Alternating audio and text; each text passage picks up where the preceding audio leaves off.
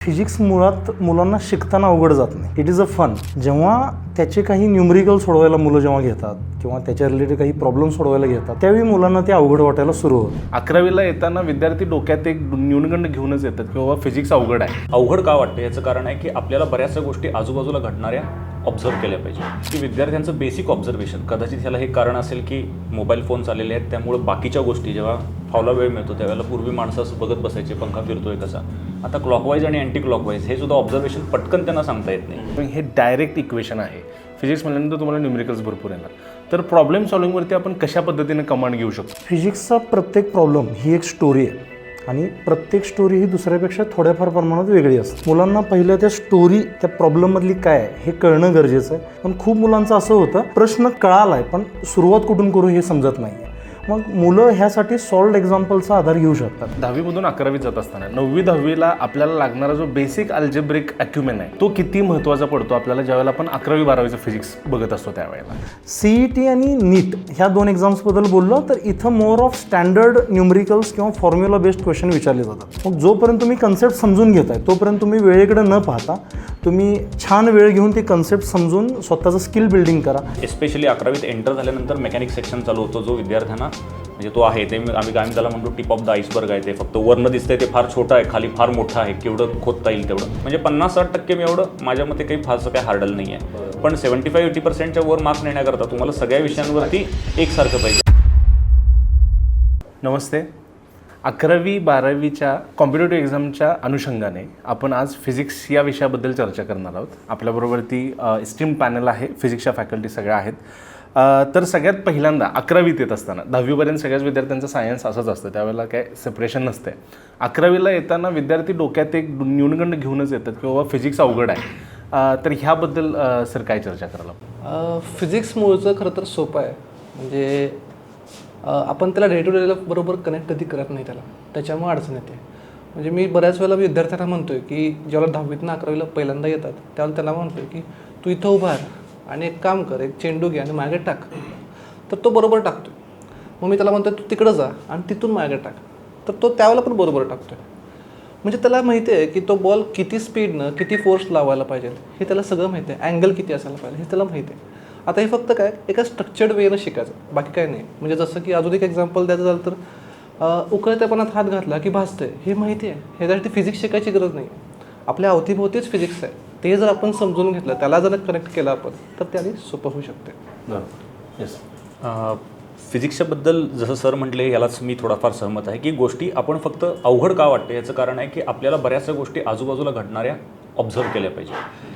जसं पुढं आपण प्रवास हा करताना जातो असं दिसतं की विद्यार्थ्यांचं बेसिक ऑब्झर्वेशन. कदाचित ह्याला हे कारण असेल की मोबाईल फोन आलेले आहेत त्यामुळे बाकीच्या गोष्टी जेव्हा फावला वेळ मिळतो त्यावेळेला पूर्वी माणसं असं बघत बसायचे पंखा फिरतोय कसा.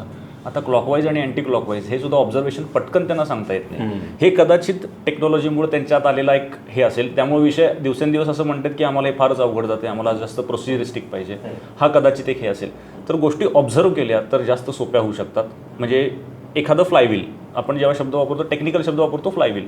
या सगळ्यांनी हा फ्लायव्हील बघितलेला आहे कारण प्रत्येकानं उसाचा रस पिलेला आहे आणि त्यावेळेला जे वरती एक घुंगरू लावलेलं चाक फिरत असतं ते फ्लायव्हील आहे. आता फक्त याला याच्याबरोबर रिलेट केलं की त्यांना हे जास्त सोपं वाटू शकतं. सो हे बघितलं तर physics will be most easy subject. Yes sir. Yes. मला एक मुद्दा मांडावा वाटतो की फिजिक्स मुळात मुलांना शिकताना अवघड जात नाही. It is a fun. जेव्हा त्याचे काही न्यूमरिकल सोडवायला मुलं जेव्हा घेतात किंवा त्याच्या रिलेटेड काही प्रॉब्लेम सोडवायला घेतात त्यावेळी मुलांना ते अवघड वाटायला सुरू होतं. मग मुलांकडं बेसिक रीडिंग स्किल असेल मॅथमॅटिकल स्किल असतील तर जे काही त्यांनी इमॅजिन करताय जे काही त्यांनी ऑब्झर्व केलं आहे त्याला तुम्ही थोडंसं मॅथमॅटिकल स्वरूप देऊन ते सोपं करू शकता. अशा प्रकारचं हे फिजिक्स आहे. ओके. 10वीमधून 11वीत जात असताना 9वी 10वीला आपल्याला लागणारा जो बेसिक अल्जेब्रिक अक्युमेन आहे तो किती महत्त्वाचा पडतो आपल्याला ज्यावेळेला आपण 11वी 12वीचं फिजिक्स बघत असतो त्यावेळेला. मॅथमॅटिक्सच्या अँगलनं आपण बोलतो. मॅथमॅटिक्स ॲक्च्युली खूप लागते आपल्याला. कारण की काय होतं की जेव्हा प्रॉब्लेम्स येतात आता खरं हा पार्ट कसा आहे तो नंतरचा पार्ट आहे. म्हणजे कुठलाही एखादा क्वेश्चन आला तर पहिल्यांदा काय आहे तर तो आधी समजून घ्यायला पाहिजे. आपल्याला व्हिज्युअलाइज व्हायला पाहिजे तो. आणि मग तो व्हिज्युअलाइज झाल्यानंतर तो वर्ड प्रॉब्लेम आपल्याला मॅथ्समध्ये कन्वर्ट करता यायला पाहिजे. आणि तो एकदा कन्वर्ट झाला की त्याच्यानंतर ते सॉल्विंग पार्ट येतो. मग बऱ्याच वेळेला काय होतं काही समजा मॅथ्स अवघड जात असेल तर बऱ्याच वेळेला मुलांना ते कन्वर्ट करता येऊ शकतं पण ते सॉल्व्ह करता येत नाही आणि मग शेवटला त्याचं ॲन्सर नाही आलं की त्यांना वाटतं की फिजिक्स अवघड आहे. तर त्यामुळं ते गरजेचं आहे आणि मॅथ्स हे एक प्रकारचं टूल आहे ॲक्च्युली. फिजिक्स किंवा केमिस्ट्री कुठलाही सब्जेक्ट शिकताना मॅथ्स कसं एक टूल आहे. जसं की आपल्याला समजा एखाद्या लाकडामध्ये खिळा ठोकायचा असेल तर आपण ते हाताने जर ठोकायचा प्रयत्न केला तर हाताला लागणार आहे आपल्या. तेच जर आपण हॅमर यूज केली तर ते सोपं होईल. मग हे हॅमर काय आहे टूल आहे तसं मॅथ्स पण एक प्रॉब्लेम सॉल्विंग किंवा फिजिक्स समजून घ्यायचं एक टूलच आहे. ओके ओके सर आपलं त्याच्याबद्दलचं कसं अंडरस्टँडिंग? या वाक्याला थोडंसं असं फ्रेम करता येईल की mathematics is a language of physics. म्हणजे मला फिजिक्समध्ये एखादी गोष्ट सांगायची असेल समजा एखादी गुरुवारी गोष्ट शिकवायची तर त्याचं मॅथ्स माझं आधी सोमवारीच तयार असलं पाहिजे. म्हणजे त्या सिक्वेन्समध्ये माझ्या मते फिजिक्सच्या आधी कुठला पाहिजे महत्त्वाचा सब्जेक्ट तर मॅथ्स. एक एक्झाम्पल द्यायचं म्हटलं तर कसं आहे की साधारण जे मुलांना आता असं विचारला प्रश्न की मॅथमॅटिक्स तुम्हाला सोपं जातं का तर ते 11वीत आल्यानंतरही मुलांचं असं असतं की आमचे मॅथमॅटिक्सचे मार्क्स बघा. म्हणजे ॲक्च्युली जे मॅथ्स 11वीला शिकतायत त्यातलं की ह्याचे मार्क्स जर बघितले तर मार्क्स तिथं चांगले पडतात पण आम्हाला फिजिक्समध्ये प्रॉब्लेम होतो आहे. कारण फिजिक्समध्ये नुसतं मॅथ्स असं नाही आहे सोडवण्यासाठी. याच्यामध्ये काय करायचं आहे तुम्हाला एकतर प्रॉब्लेममधली सिच्युएशन समजून घ्यायची. एक्झाम्पल द्यायचं म्हटलं टेम्परेचर रिड्युसेस बाय 20% आणि टेम्परेचर रिड्युसेस टू 20%. हा वाक्यातला एक टू आणि बाय हा जो प्रॉब्लेम आहे हा सुद्धा एक तुम्हाला आयडेंटिफाय करता आला पाहिजे. मग त्याच्यावरनं डेटा प्रॉपर फॉर्मॅटमध्ये आणला पाहिजे एका पर्टिक्युलर युनिट्समध्ये आणला पाहिजे.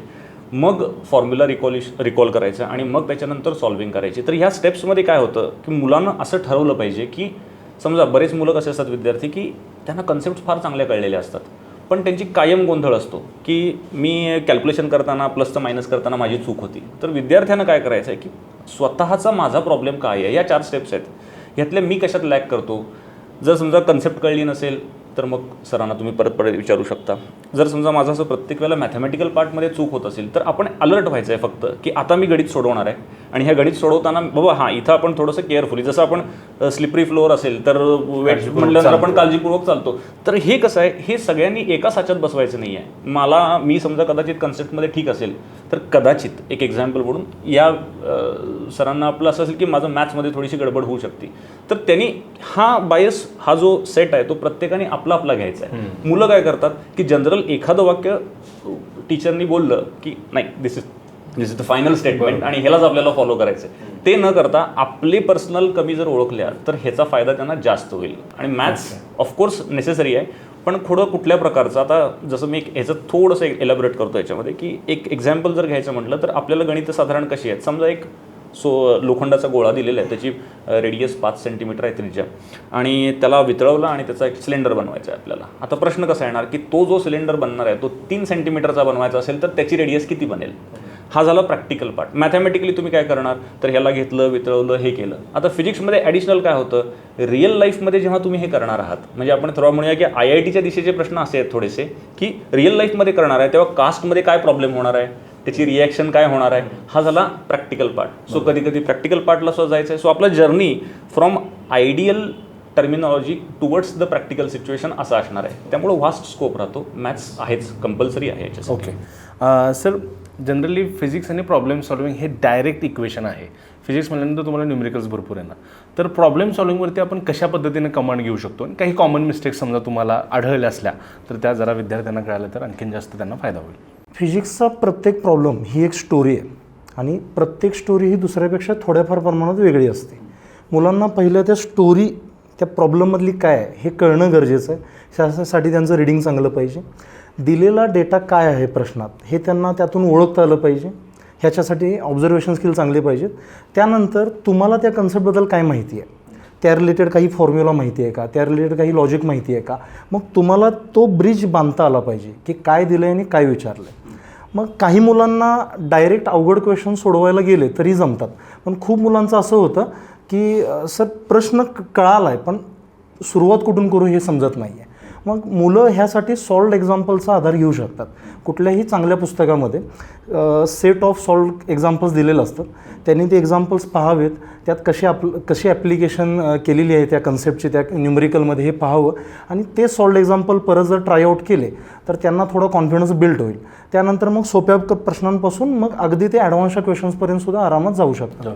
ओके सर पुढचा प्रश्न असा होता फिजिक्स शिकत असताना त्याचे काही मॉडेल्स त्याचे काही टूल्स किंवा एक्सपिरियन्स बेस्ड लर्निंग असेल किंवा काही डेमॉन्स्ट्रेशन्स असतील, प्रॅक्टिकल असेल, त्याचा कितपत आपल्याला यूज होऊ शकतो खूप चांगल्या पद्धतीनं फिजिक्सचं अंडरस्टँडिंग करून घेण्यासाठी? त्याचाच सगळ्यात जास्त उपयोग होतो आहे. म्हणजे फॉर एक्झाम्पल आता क्लासमध्ये सेंटर ऑफ मास समजा एक कन्सेप्ट शिकवायची असेल, तर त्याला काय एक्सपेरिमेंटल सेटअप किंवा आपल्याला एखाद्या लॅबोरेटरीमध्ये जायला पाहिजे असं नाही. असेल तर उत्तमच, पण नसेल तरीसुद्धा आपण काही बेसिक एक्सपेरिमेंट करू शकतो. जसं की एखादी पट्टी घेतली आणि त्याचा सेंटर ऑफ मास काढून दाखवला, मग त्याच्या पट्टीच्या एका बाजूला एखादं रबर ठेवलं आणि मग सेंटर ऑफ मास कसा हलतोय, शिफ्ट झाला, तर त्याच्यावरती आपण डेमॉन्स्ट्रेशन करू शकतोय. किंवा अजून एक्झाम्पल्स द्यायचे झाले तर जसं की बंदूक, आपण समजा गन बघितल्या तर हँडगन असेल तर त्याचं बॅरल लहान असते. जर समजा स्नायपर असेल तर त्याचे बॅरल लांब असते. तर त्याच्या मागचं कारण काय आहे? सो हे इम्पल्सच्या रिलेटेड आहेत. आणि मग तसे जर आपण एक्झाम्पल्स घेतले आणि तसे एक्सपेरिमेंट्स आपल्याला क्लासमध्येही करता येतात. एखादी पाईप घेतली आपण, इव्हन कागदाचा रोल करून एक पाईप करू शकतोय आणि बुलेट म्हणून कागदाचाच गोळा घेतला आणि तो आपण फुंकू शकतो आणि मग किती वेळ फोर्स लागतोय, काय लागतोय, आणि त्याच्यावरनं आपण एक्सपेरिमेंट्स हे करून बघू शकतो. आणि त्यातनं मुलांना फन पण वाटते आणि शिकायला पण मिळते. करेक्ट. पुढचा एक सर प्रश्न आहे आपला. ह्या 3 एक्झाम्स जसे आपण म्हणतो, JEE असेल, नीट असेल किंवा CET असेल, ह्या तिघांचं प्रिपरेशन वेगवेगळ्या पद्धतीनं स्किलसेट आपल्याला डेव्हलप करायला लागतो किंवा इंटिग्रेटेड आपण देऊ शकतो का? ह्याबद्दल सर कसं मत आहे? प्रत्येक एक्झाम हे वेगळा स्किलसेट डिमांड करते.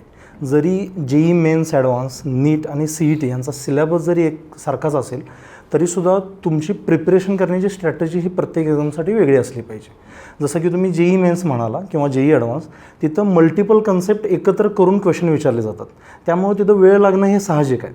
मग तुम्ही खूप सारे क्वेश्चन्स कमी वेळात सोडवण्यापेक्षा एखाद्या क्वेश्चनला खूप वेळ देऊन पूर्णपणे समजून घेऊन मग ह्या प्रकारे विचारलं तर काय होईल, ह्या प्रकारे विचारलं तर काय होईल, असं तुम्ही तिथल्या तिथं त्याचे काही चेंजेस करून, अल्टरेशन्स करून क्वेश्चन सोडवणं अपेक्षित आहे. ह्यासाठी तुमचं मॅथमॅटिकल स्किल चांगलं असणं गरजेचं आहे. तुम्हाला अल्जेब्राचा सेन्स पाहिजे, जॉमेट्रीमधल्या काही शेप्सची बेसिक माहिती असेल तरी पुरेसं आहे. वर्ड प्रॉब्लेम्स तुम्हाला चांगले समजून घेता आले पाहिजेत, सोडवता आले पाहिजेत, ट्रिग्नॉमेट्री चांगली पाहिजे तुमची. CET आणि नीट ह्या 2 एक्झाम्सबद्दल बोललो तर इथं मोर ऑफ स्टँडर्ड न्यूमरिकल्स किंवा फॉर्म्युला बेस्ड क्वेश्चन विचारले जातात. मग तुम्हाला एका मिनटात एक क्वेश्चन सोडवता आला पाहिजे. मग जोपर्यंत तुम्ही कन्सेप्ट समजून घेताय तोपर्यंत तुम्ही वेळेकडे न पाहता तुम्ही छान वेळ घेऊन ती कन्सेप्ट समजून स्वतःचं स्किल बिल्डिंग करा. एकदा तुम्हाला चांगल्या प्रकारे ती कन्सेप्ट आणि तो चॅप्टर समजला असेल तर त्यानंतर तुम्ही टाईम बेस्ड प्रॅक्टिस करू शकता की अर्ध्या तासात माझे किती क्वेश्चन सुटत आहेत, आणि हळूहळू तो नंबर तुम्ही वाढवत गेला तर तुम्ही ह्या रिस्पेक्टिव्ह एक्झामसाठी आपलं कॅलिबर चांगलं करू शकता. 9-10च्या विद्यार्थ्यांना ज्यावेळेला 11मध्ये जातात तर ओव्हरऑल फिजिक्सचं अंडरस्टँडिंग चांगलं वाढवण्यासाठी सो तुम्ही काय काय विद्यार्थ्यांना रेकमेंड कराल? मुलांना खूप वेगळं किंवा डिफिकल्ट काही करायची गरज नाही आहे. त्यांना जे त्यांच्या शाळेमध्ये जी पाठ्यपुस्तकं आहेत, बुक्स आहेत, त्याच्यामध्ये जे काही शिकत आहेत ते रोट लर्निंग न करता किंवा आपल्याला फायनल एक्झाममध्ये हे असं विचारणार आहेत मग आपण असंच लिहायचं असं न पाहता त्याच्यामध्ये नेमकं काय दिलं आहे. फिजिक्सच्या बाबतीत जर मी म्हणालो तर तुम्हाला मोशन ही कन्सेप्ट फील झाली आहे का, मोशन, फोर्स, एनर्जी, त्यानंतर लाईट आणि इलेक्ट्रिसिटी, ह्या 5 सेक्शन्सवर जरी त्यांनी थोडंसं व्हिज्युअलायझेशन चांगलं ठेवलं, आपल्या आजूबाजूच्या आयुष्यात ज्या काही गोष्टी पाहत आहेत तिथं त्या कन्सेप्ट ऑब्झर्व करायला सुरू केल्या तरीसुद्धा त्यांना ते चांगलं जमू शकतं. सोबत रीडिंग आपलं चांगलं वाढवावं आणि मॅथ्सवर मी जसं म्हणालो तसं फोकस करावा. फिजिक्सचे प्रॉब्लेम सोडवताना मुलांच्या काही कॉमन मिस्टेक्स आहेत. जसं की पहिला प्रश्न व्यवस्थित न समजणं, रॉंग इंटरप्रिटेशन करणं, ह्याच्यासाठी ते रीडिंग वाढवून ही गोष्ट ती एलिमिनेट करू शकतात. कधी कधी प्रश्न व्यवस्थित समजलेला असतो, काय दिलं आहे वगैरे ह्या गोष्टी समजलेल्या असतात, पण त्यांना लक्षात येत नाही की आता सुरुवात कुठून करू. ह्यासाठी तुम्ही त्या टाईपचे काही क्वेश्चन्स अगोदर सोडवले असतील ते पाहिलेत का, बरं जर ते पाहिले असतील तर तुमच्या कन्सेप्ट त्या लेवलला स्ट्रॉंग झाल्यात का, हे करून तुम्ही ती गोष्ट चांगली करू शकता की उत्तराची सुरुवात कुठून करू. तिसरी गोष्ट, हे सगळं छान जमतं आहे पण मध्ये जेव्हा आपण काही प्रश्न सोडवताना स्टेप्स करतो त्याच्यामध्ये खूप सारे सिली मिस्टेक्स होतात. ह्यासाठी तुम्ही सिम्पल मॅथमॅटिकल स्किल्सवर जरी फोकस केलं की बाबा addition, subtraction, multiplication, division, fractions, decimals ह्या गोष्टींवर जरी फोकस केला तरी खूपशा सिली मिस्टेक्स ह्या वाचू शकतात. बरं सर, एक शेवटचा प्रश्न राहतोय.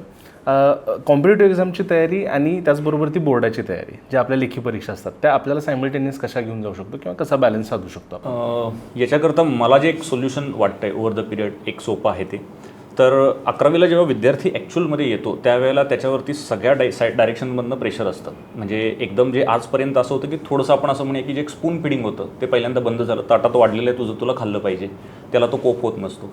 आणि नवीन ज्या गोष्टी शिकायच्या आहेत, म्हणजे एस्पेशली 11वीत एंटर झाल्यानंतर मेकॅनिक्स सेक्शन चालू होतो, जो विद्यार्थ्यांना म्हणजे तो आहे ते आम्ही त्याला म्हणतो टिप ऑफ द आईसबर्ग आहे. ते फक्त वरनं दिसतंय ते फार छोटं आहे, खाली फार मोठं आहे, केवढं खोदता येईल तेवढं.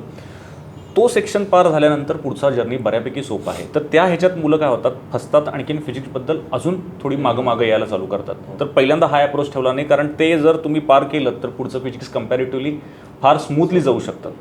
आता ह्याच्याबरोबर बोर्डचा अभ्यास करताना कदाचित असं होईल की 11वीमध्ये तुम्हाला या सगळ्या ह्याचा बोर्डचा अभ्यास करता येणार नाही, कारण आपलं बेसिक ओरिएंटेशन जे असतं ते परीक्षेच्या दृष्टीनं असतं.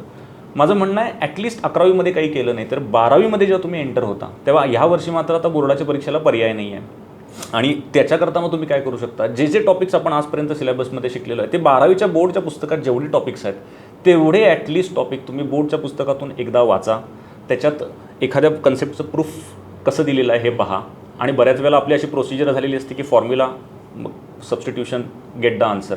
तिथं एखादी गोष्ट असं होईल कदाचित बोर्डची पुस्तकं वाचल्यानंतर तुम्हाला उलटा हे यायला लागेल की अरे ही गोष्ट मला त्यावेळेला इतकी छान कळली नव्हती, आता हे वाचल्यानंतर अच्छा ह्या वेनं हे आलेलं आहे. हा डेव्हलप जर 11वीपासून करू शकलात चांगली गोष्ट आहे. 11वीचं बोर्डचं पुस्तक घ्यायचं, एकदा टॉपिक झाला मेकॅनिक्स, बाबा युनिट्स आणि मेजरमेंट मी बघितलं, एकदा इकडनं बघितलं तिकडनं बघितलं, बाबा ह्या पुस्तकाची डिमांड एवढीच आहे, कारण सिलेबस थोडे 5-10% शफल होत असतात. ते जर पकडलं तर 12वीमध्ये आल्यानंतर त्यानं नेसेसरीली काय केलं पाहिजे, जे 12वीच्या बोर्ड्सला आपल्याला द्यायचे त्याची एकदा बघून ठेवले.